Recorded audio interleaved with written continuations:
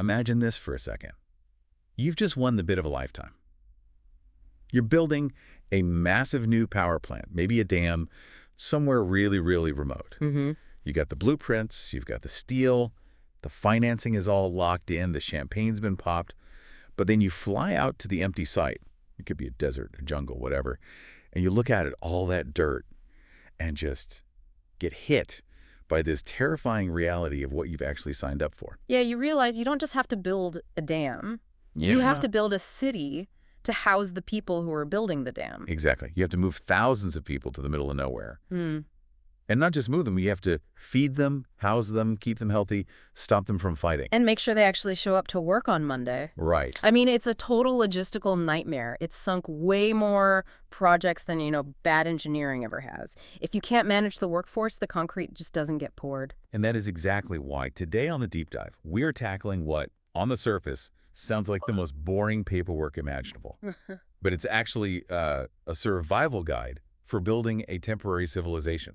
That's a dramatic way to put it, but you're not wrong. We're looking at the FIDI conditions of contract for EPC turnkey projects, specifically the 2017 Silver Book. And we're going deep on just one clause, Clause 6. Simply titled Staff and Labor. Staff and labor. It sounds so dry, doesn't it? Like a spreadsheet header. But reading through this, I realized this clause is basically the constitution for a pop-up society. It is. And to get why this matters, you have to understand the Silver Book. It's an EPC, a contract engineering, procurement, construction. So it's designed to transfer almost all the risk to the contractor. Okay. So when we talk about Clause 6, we aren't just talking about HR policies. We are talking about a list of liabilities. If the workers riot. It's your problem. If there's an epidemic. Your problem. Exactly. Clause 6 is the instruction manual for managing that huge bucket of risk. I was really surprised by how detailed it all is. I used to think these contracts were just about, pay people this much and finish by this date.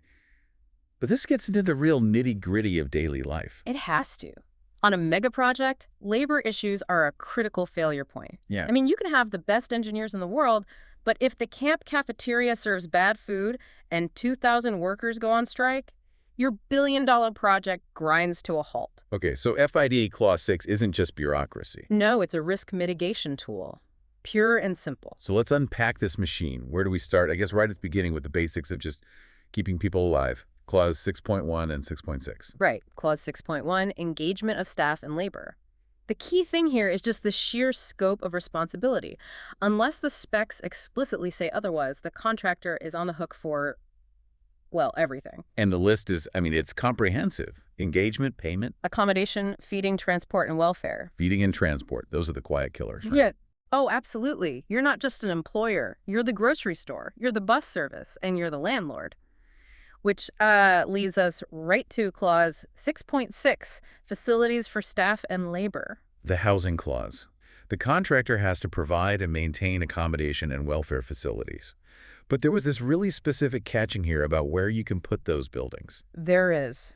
And this is a detail that catches people out all the time.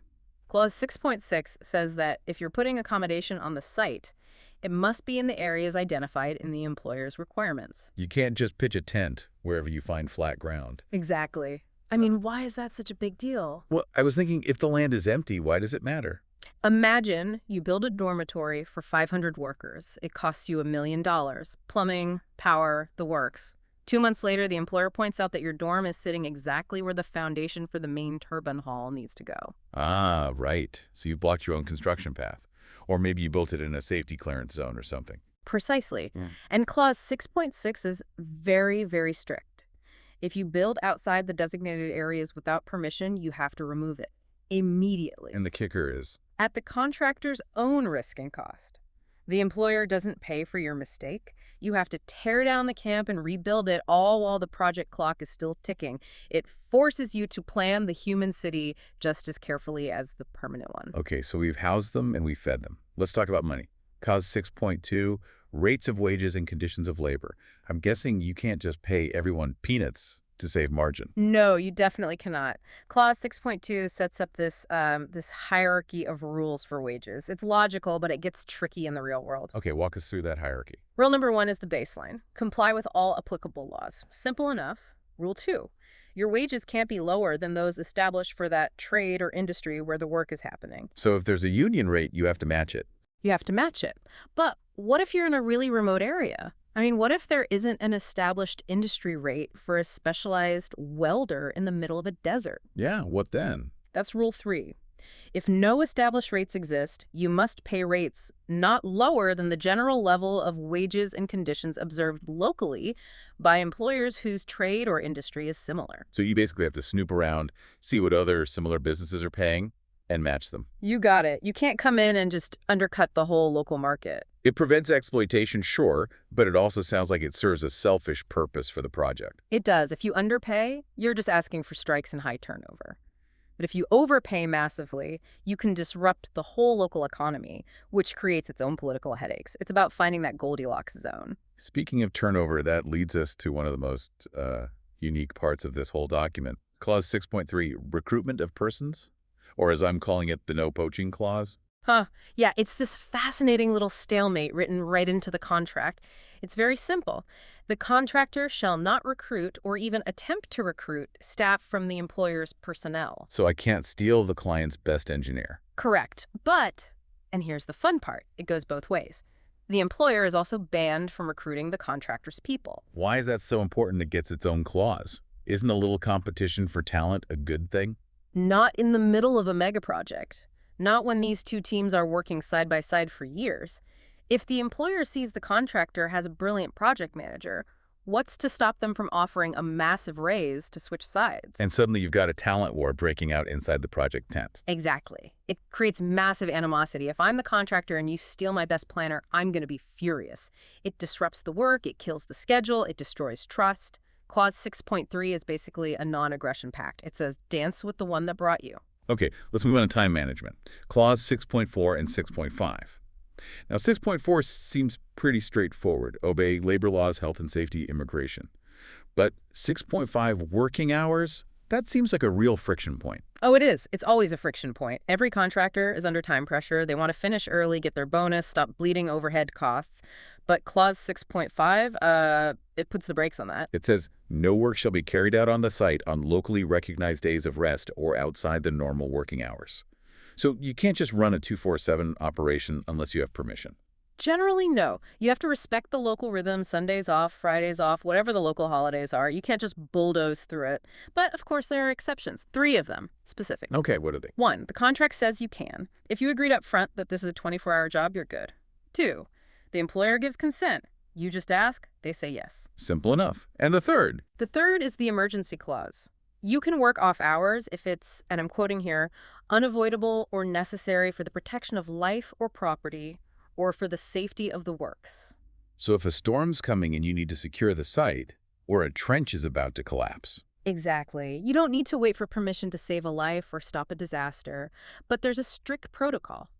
If you use this emergency exception, you have to immediately give a notice to the employer explaining why. That makes sense. You can't just claim emergency 3 weeks later when they ask why you're billing for night shifts. Correct. And that happens all the time. Contractors fall behind, they start working nights to catch up without asking, and then try to claim it was necessary for safety.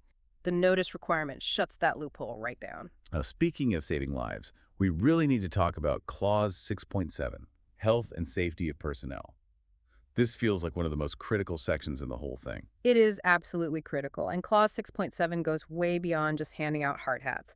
It says the contractor has to collaborate with local health authorities. The list of requirements is intense. Medical staff, first aid, sick bay, ambulance services, and this is the big one. Arrangements for the prevention of epidemics. That line is so heavy. You have to remember, this was written before COVID-19, but it addresses that exact risk. Hygiene, sanitation, quarantine protocols. If you have 5,000 workers in a remote camp, a disease isn't just a health issue, it's a project killer. And to manage all of this, the clause requires a specific person, the health and safety officer. Yeah. But this isn't just someone who knows CPR. No. This is where FIT gives this role real teeth. The officer has to be qualified and competent, sure, but crucially, the contract says they must have the authority to issue directives. Issue directives. That sounds powerful. Like, can they override the project manager? In matters of safety, yes, and that is a vital distinction. The project manager is focused on schedule and cost. The safety officer is focused on life and limb. Clause 6.7 empowers that officer to look at anyone, even the project manager, and say, stop that work, it's unsafe, and that's a binding instruction. And the contractor has to back him up. Yes. The text says the contractor has to provide whatever is required for this person to do their job. You can't just hire a safety officer and then starve them of resources or ignore them. If you do, you are in breach of contract. It institutionalizes the conscience of the project. So we have a safe site. But do we have a peaceful site? That brings us to law and order. Clauses 6.9 and 6.11. This is where that city manager analogy really holds up. Clause 6.11 is titled Disorderly Conduct. It says the contractor shall take all necessary precautions to prevent any unlawful, riotous, or disorderly conduct and to preserve peace. I mean, that makes the contractor sound like the de facto police force. On many remote projects, they are the only authority around. They're managing disputes, preventing fights. That's a huge responsibility. But what if someone just isn't working out? That's clause 6.9. The removal clause. Yeah. The employer has the power to demand the contractor remove anyone from the site, even key personnel. Yes, this is the employer's nuclear option. But they can't just do it because they don't like someone's haircut. Clause 6.9 lists very specific reasons. I've got the list here. Let's see. Persists in any misconduct, carries out duties incompetently, fails to comply with the contract. And persists in any conduct which is prejudicial to safety, health, or the protection of the environment. Right. If someone is being reckless, the employer could say, get them off my site. There's also corruption and fraud, of course. But the last reason listed, it connects back to something we already talked about. Ah, yes. You can be removed if you are recruited from the employer's personnel in breach of Clause 6.3. So if you get poached and the employer catches you, they can force the contractor to fire you. Effectively, yes. They demand your removal from the site. It puts some very real teeth into that no poaching rule. If you steal my staff, you're going to lose them. That is brutal. Okay, so let's talk about leadership. You've got all these workers. You need people to tell them what to do. Clause 6.8, contractor superintendents. This clause just ensures there's actual management on site. And there's a fascinating requirement in there. Language. It says they have to be fluent in the language for communications defined in the contract. This is huge on international projects. Imagine a plant in Vietnam, German technology, local laborers, and the contract language is English. If your superintendents, the people giving orders, can't speak English, you have a massive safety risk. You can't just rely on Google Translate. Definitely not. Communication is safety. And then, at the very top of the pyramid, Clause 6.1, key personnel. These are the VITs, right? These are the people you named in your tender, the project manager, the lead engineer. The employer awarded you the job partly because you promised these specific humans would run it. So you can't do a bait and switch. Win the job with your A team and then swap them out for the B team. Clause 6.1 is designed to prevent exactly that. If you want to replace someone, you have to submit their name and particulars to the employer for consent. You have to prove the new person is just as good. And there's a timing mechanism here, too, the 14-day rule. Right. If you propose a replacement and the employer doesn't object within 14 days... Silence equals yes. Exactly. Consent is deemed to have been given. It stops the employer from stalling by sitting on a resume for 3 months. But there's another rigid rule in 6.12. It says key personnel must be based at the site. No remote work for the project manager. None. They have to be there. And if they're temporarily absent, a suitable replacement must be appointed. You can't leave the ship without a captain. It really hammers home that construction is still a boots-on-the-ground industry. Absolutely. You can't pour concrete over Zoom. Okay, we're almost at the end. Yeah. Clause 6.10, contractors' records. The paper trail? The accountability section. The contractor has to submit detailed records with every single progress report. And when I say detailed, I mean forensic. It's not just a timesheet, is it? It wants occupations, working hours, type of equipment, materials used. For every activity at every location, every single day. That's an insane amount of data entry. Why does the employer need to know that worker class A worked 6 hours on foundation B on a Tuesday? Because that data connects the physical work to the money. This is the backbone of forensic delay analysis. If 6 months from now, you claim you were delayed by rain on that Tuesday, the first thing they'll do is look at these records. If your records don't show the equipment sitting idle, you don't get paid. So if you don't write it down, it didn't happen. Basically, yes. It keeps everyone honest. So looking back at all of this, from feeding people to policing them to managing their managers to recording every minute of their day. It really validates what you said at the start. These clauses are a constitution. They create a whole social structure. You've got sovereign laws, economic policy, a police force, a healthcare system. And if you get any one of those wrong, the building doesn't get built. Precisely. Successful projects are feats of rigorous social organization. If you ignore the staff and labor clause, you're not building a power plant. You're building a disaster. That's a powerful way to look at it. Makes you respect the project managers who juggle all this a lot more. It should. They're basically mayors of cities that don't exist yet. But before we go, I want to leave you with one final thought. It's about Clause 6.112, that requirement for key personnel to be physically present on site. The no Zoom rule. Right. Think about where the world is going. In almost every other high-level industry, tech, finance, even medicine leadership is becoming location agnostic. You can run a global company from a laptop. But the Silver Book firmly locks these high-value people to a specific, often harsh geography for years at a time. It's a massive commitment. It is, and it raises a big question for the future of construction. As the world gets more remote flexible, are we going to face a leadership crisis? Will the best and brightest engineers be willing to sign a contract that legally mandates they live in a remote camp for 3 years, missing birthdays and anniversaries, while their peers work from home? That's a fascinating question. Is that rigid requirement for physical presence going to become a barrier to talent? Or will the adventure of building something real always be enough of a draw? That's the question. Something for you to chew on as you go about your day. Thank you so much for joining us on this deep dive into the fine print of construction law. Who knew Clause 6 could be this interesting? We'll see you on the next one. If you're interested in the templates, please visit our shop. The link is in the description. Thanks for watching. Please subscribe and see next time.